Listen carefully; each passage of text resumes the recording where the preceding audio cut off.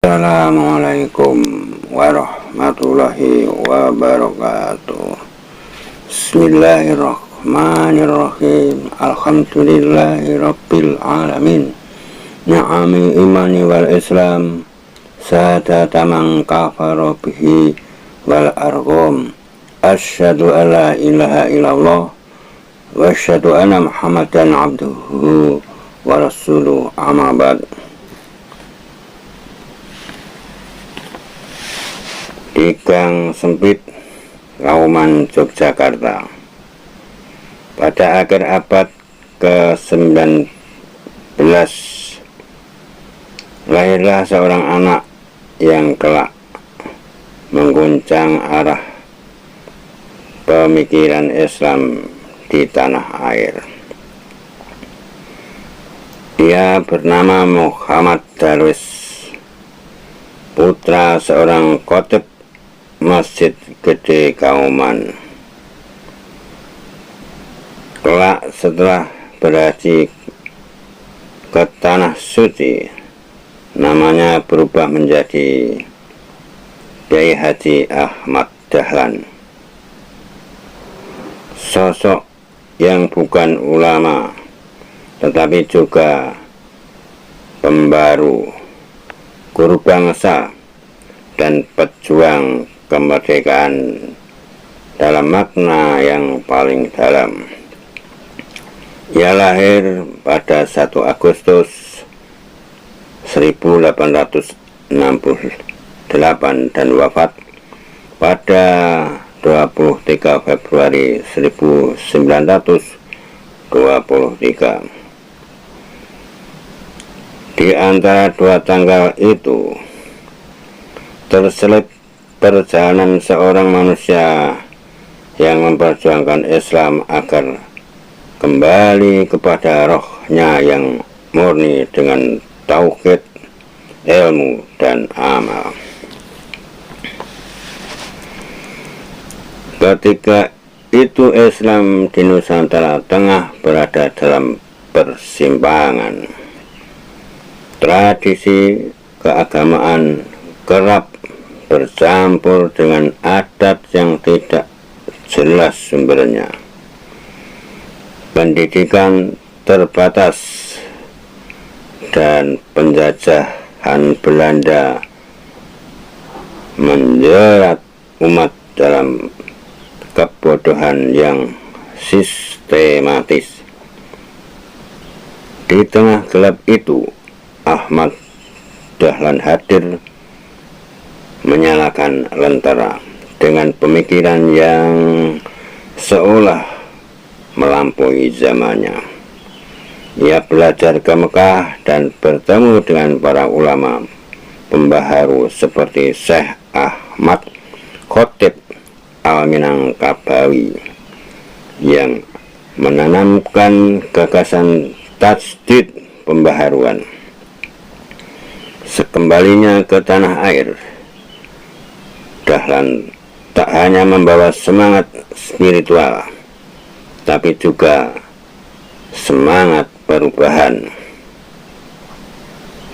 Ia ingin agar umat Islam tidak hanya beribadah secara ritual, tapi juga berpikir, bekerja, dan berbuat untuk kemajuan bangsa.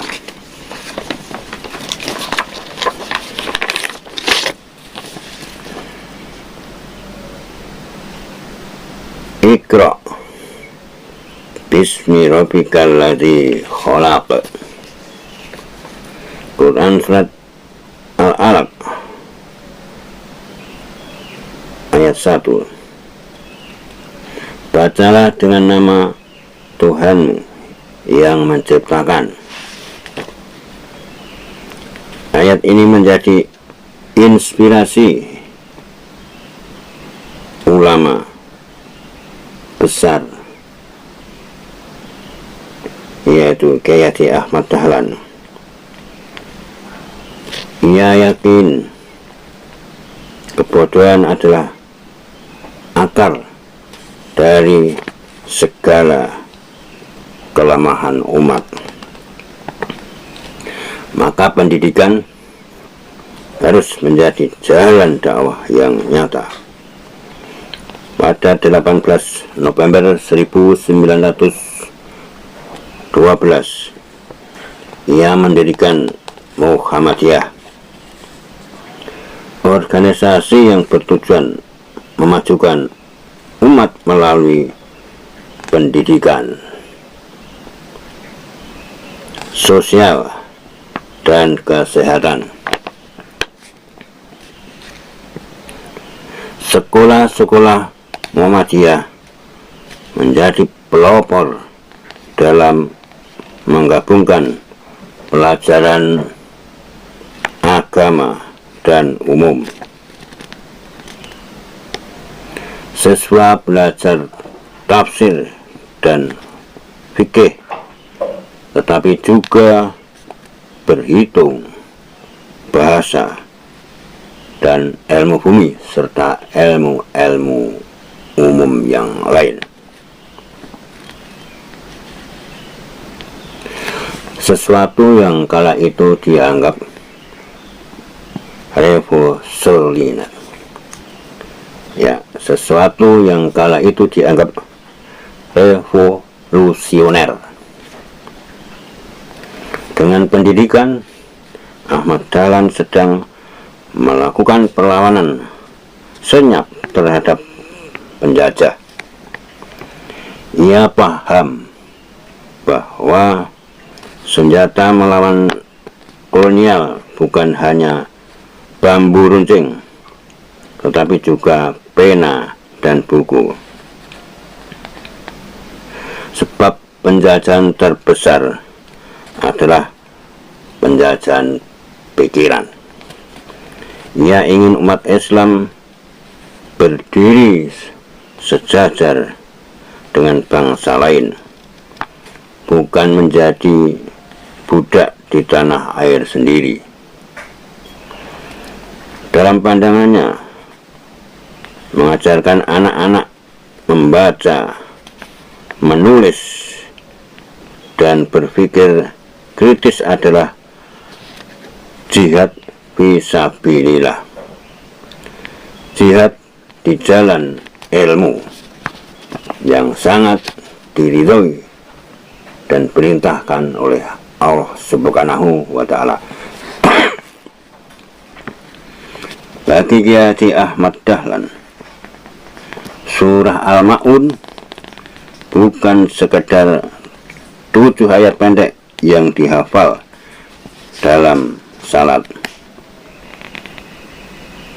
Ia ada cermin tajam bagi umat Islam. Ia membaca ayat demi ayat dengan penuh perenungan hingga menemukan pesan yang menggoncang.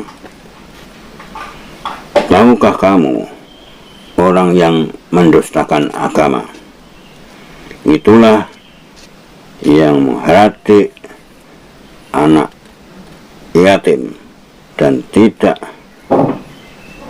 mendorong memberi makan orang yang miskin. Quran surat Al-Ma'un ayat 1 sampai dengan 3. Dalam pandangan Ahmad Dahlan, mendustakan agama bukan berarti tidak salat atau tidak berpuasa, melainkan membiarkan penderitaan sosial tanpa empati.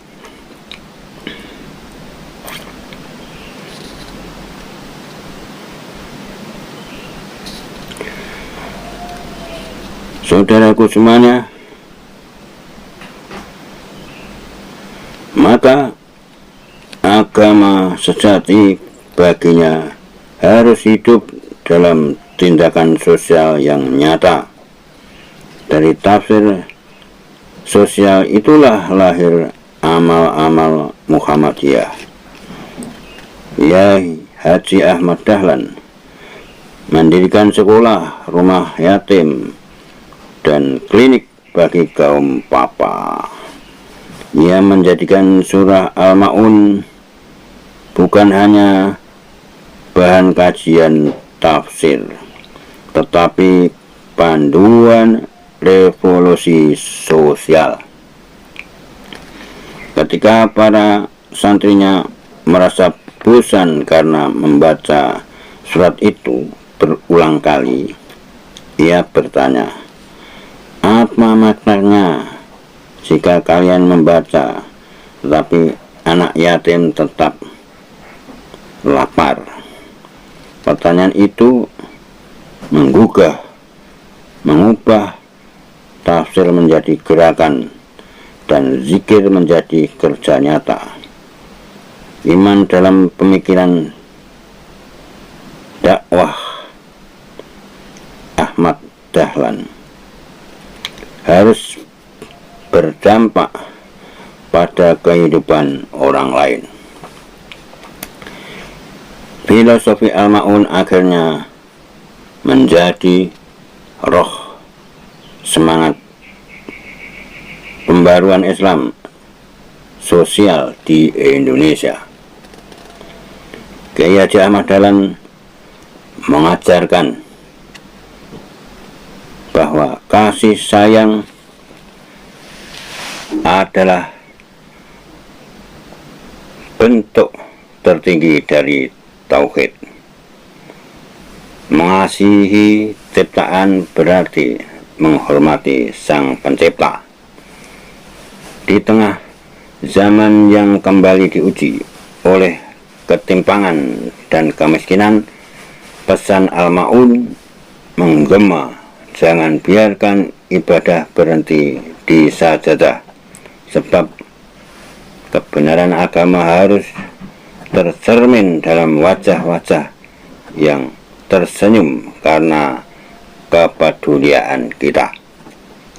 Begitulah warisan Ahmad Dahlan, iman yang tidak hanya diam, tetapi bergerak menolong sesama.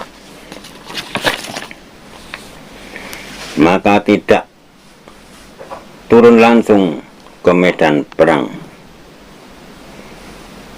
Meski tidak turun langsung ke medan perang, Kiai Haji Ahmad Dahlan adalah pejuang kemerdekaan dalam makna hakiki. Ia menanamkan kesadaran kebangsaan dan harga diri di tengah masyarakat yang telah lama dijajah oleh Belanda. Belanda saat itu berusaha menanamkan ide bahwa Islam adalah agama yang statis dan tidak perlu campur tangan dalam urusan dunia. Ahmad Dahlan menentang keras pandangan itu. Ia menegaskan Islam agama yang mendorong kerja, kemajuan, dan pembebasan dari segala bentuk penindasan. Dengan lembaga-lembaganya, ia melawan strategi penjajah yang ingin menjauhkan agama dari pendidikan dan sosial. Muhammadiyah mengajarkan disiplin, kebersihan, kemandirian, dan cinta tanah air. Nilai-nilai itu melahirkan generasi yang sadar akan identitasnya sebagai umat dan bangsa. Kiai Haji Ahmad Dahlan juga terlibat dalam Budi Utomo dan Sarekat Islam, dua organisasi perintis pergerakan nasional. Ia menjalin persaudaraan dengan tokoh-tokoh seperti Hos Cokro Aminoto dan Haji Agus Salim. Dalam pandangannya, perjuangan melawan penjajah harus dilakukan melalui penguatan moral, pendidikan, dan solidaritas sosial. Dalam sebuah kisah yang terkenal, ia pernah menegaskan kepada murid-muridnya, jangan takut miskin, jangan takut kecil, jadilah orang yang berguna bagi sesama. Itulah jihad. Prinsip ini sejalan dengan firman Allah, dan siapkanlah untuk menghadapi mereka kekuatan apa saja yang kamu sanggupi untuk menggetarkan musuh-musuh Allah dan musuh-musuhmu. Quran Surat Al-Anfal 8 ayatnya 60.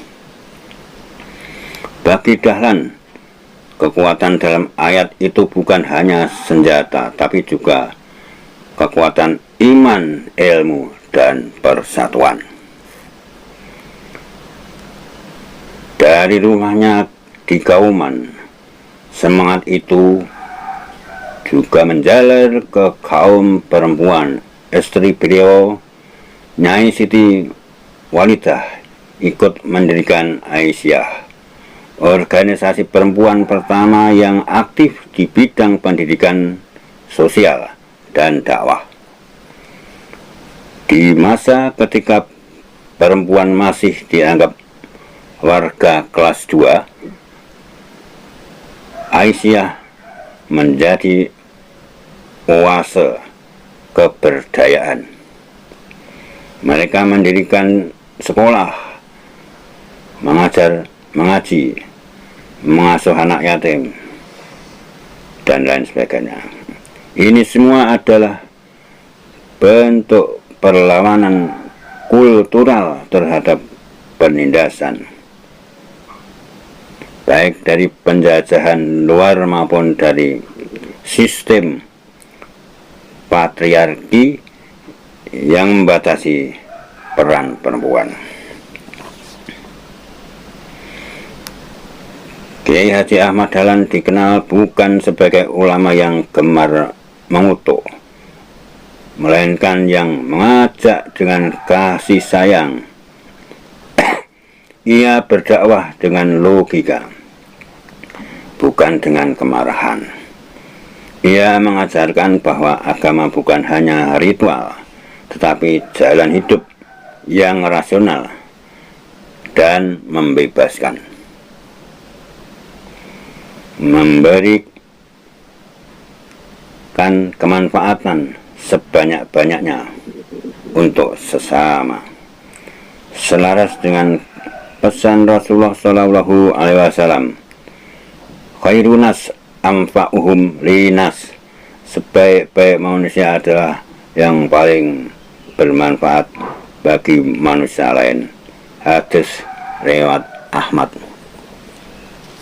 Saudaraku, dimana saja, sekian dulu.